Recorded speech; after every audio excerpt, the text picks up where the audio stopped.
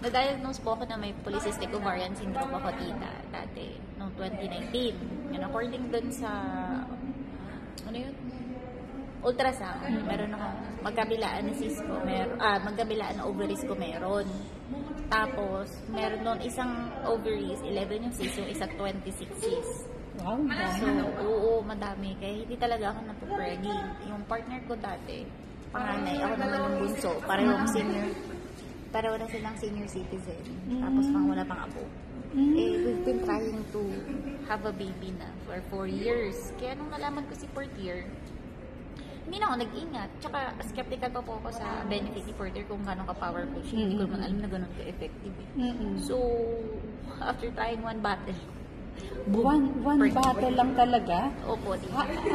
Naubos mo yung one battle? Oo, pero pagkaubos ko nun, kasi yung unang bote, pag nag-take ka ng Portier, sa therapy niya, 1 linggo lang. 15 days. 15 days. 15 days. So, nalaman ko pa siya, 9 In weeks. 7 years kang hindi nagbubuntis? 4 years. 4 years. 4 years yun. Uh-uh. So, hindi ako nag-ingat. Hindi kami nag-ingat nun. Kasi kahit anong position gawin namin dati, wala namang nangyayari. So, nung nag-take ako ng Portier, hindi na ako nag-ingat dito. Kasi nga wala nabuko. So, parang tinanggap ko na.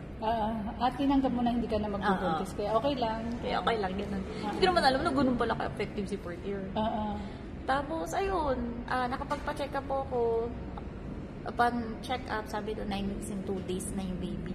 Yung fetus. 9 weeks and 2 days. Nung nagpa-check up na ako. Nagpa-check up ka. So, nag-backtrack ako. So, 9 weeks. Teka lang, nasan kami nito nung nabuo? Pagtingin ko, dun sa unang linggong nag-take ako ng Portier. Kasi may picture ako dun eh. Kung kailan ko siya nakuha. Anong araw ako nag-start nag-take. Nabilang mo. After that, nung nag-take ka na, dun nag-start nag-backtrack na. ako kasi sabi 9 weeks and 2 days. So, backtrack ako sa calendar. 9 weeks and 2 days. Oh my gosh, nasa kami nito. Imbis na alalahanin ko, nasan kami nung nangyari yun, naalala ko, pumatak siya dun sa unang linggo kung kailan ako nag-take ng Portier. Imagine, 1 week pa lang, ibig sabihin, nag-start na siya. Oo, ang galing. Oh my gosh, we've been trying for 4 years, tita. Tapos, ganun lang kabilis, dun ako kinilabutan. Tapos, nung nalaman ko ng pregnant ako, hindi ko na nabilang kung ilang bote ng Portier nung na-take ko. Kasi nga, tinakot din ako ng ubi ko na kapag pinilit namin magkaroon ng baby, napakalaki ng chance na magkaroon siya ng Down syndrome. Down syndrome, kasi if ever na pagpinilit mo. Kasi nagka-miscarriage na po ako. Okay. Hindi siya nabuo, di ba, dun sa OPP natin, was stem cell, united form ng egg cell at saka ng sperm cell. Yung sa akin, nag-unite, pero bugok na itlog siya.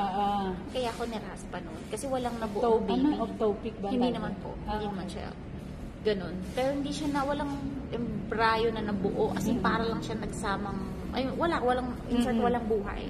Naging sack lang siya, puro dugo lang yung laman niya. So, ganun lang yung nangyari. Ano yun, lo and behold, yung baby ko po ngayon is turning 3 na. This coming October 23, 2024. And yun, maingay, makulit. Namin ang gusto, marunong po siyang magbasa na ng English, Tagalog, hindi ba?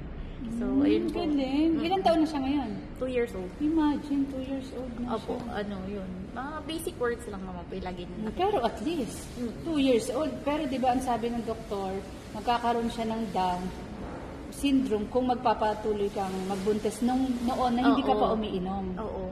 Tapos yun, yung pagkalabas ng baby, may newborn screening, diba? Lo and behold talaga ba God's grace po dito? Lahat normal. Normal. Glory to God. Ang galing. Grabe. God is good talaga. Ayan, hindi siya magkaanak po, pero after 4 years na hindi magkaanak, 1 box, nagkaanak na si... Pero depende po yun. Depende pa rin po dito, ha? Nakabuo na after. Nakita na, nag-trace na nag-work na yung product, di ba? Kasi yung 1 week, dun mo chinek na ibig sabihin, nag-work na talaga siya. Opo, pero depende pa rin po yan siya. Every individual kasi may mga tao po na may same case ko, like may PCOS din sila, pero yung lifestyle nila is very, pa rin dangerous, hindi pa rin nila nasasama ng lifestyle. Lahat po dapat na nagtitake ng Portier kung gusto talaga nilang makarecover from any illness. Pa rin dapat? Healthy pa rin. Pero, syempre, prayer talaga. Una naman sa lahat, sa Lord talaga. Tapos, ginagamit lang naman talaga yan product natin. Pero, to God be the glory talaga. Thank you, CJ. God bless.